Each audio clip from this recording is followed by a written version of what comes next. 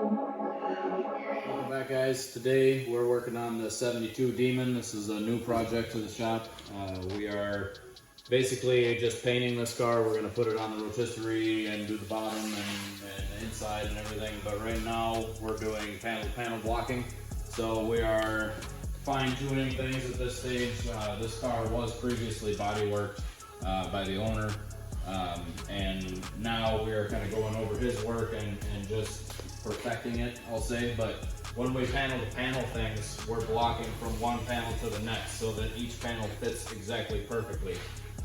The gaps have also been done on this car. All the gaps are done to the 3/16. So it's been gapped. We're going to do panel to panel on this entire car. It's going to be super straight. This car is going mojito green with some flat black stripes.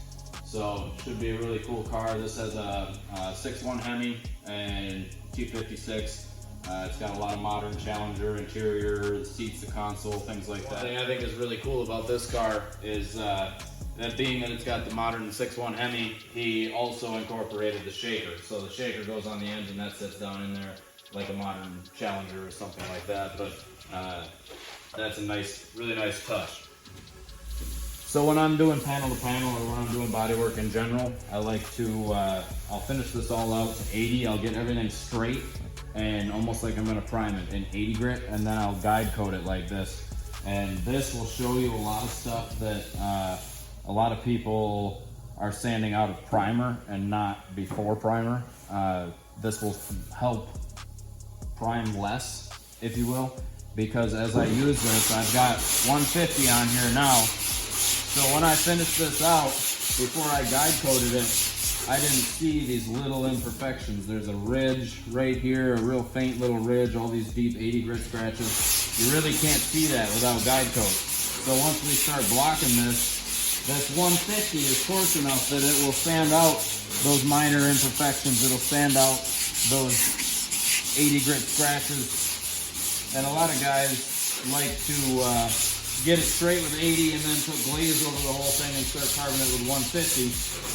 And in my opinion, that takes a lot longer, and you're losing your straightness when you do that because you're adding waves back to it by applying more glaze. So I like to get it straight and then come back in and block it all out with 150. And then what you're left with is a really nice ready to prime finish. So right here at the front of this car, this is kind of similar to a Mustang, really, the shape of this hood. Right about here, it just really starts to gradually roll down more into a pretty drastic.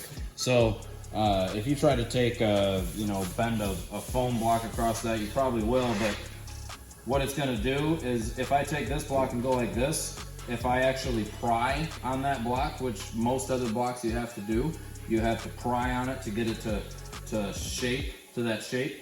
But with this block, I can lay it on there, I can push it down, and I can almost lock my hands in and really easily hold it to that shape. And I can block this very easily without prying and creating a hot spot right there.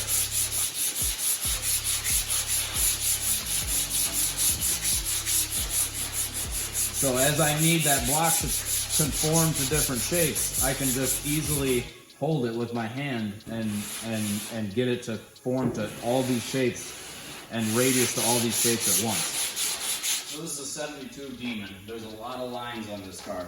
There's this line that comes all the way back up into the roof. There's this line around the belt molding. There's a body line right here that goes from the corner of the headlight all the way back to the corner of the taillight.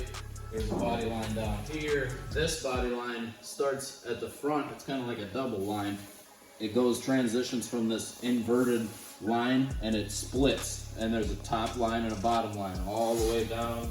And as it comes back down here, this line fades and this line disappears. There's a lot of tricky lines going on this car.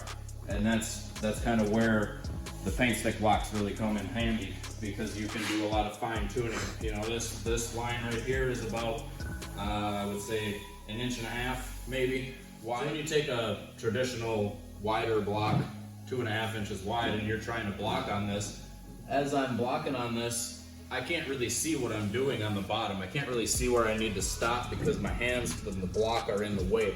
If I take something smaller like this, I can see the top and the bottom of the block as I'm trying to carve these lines. And it works really good for fine-tuning all these lines all the way down the side of the car. You can really get the finesse in there with these paint stick blocks. And I like to use these a lot for final sand before paint too. It's just kind of feel like I've got a little more control coming up into lines and tight rolls and things like that.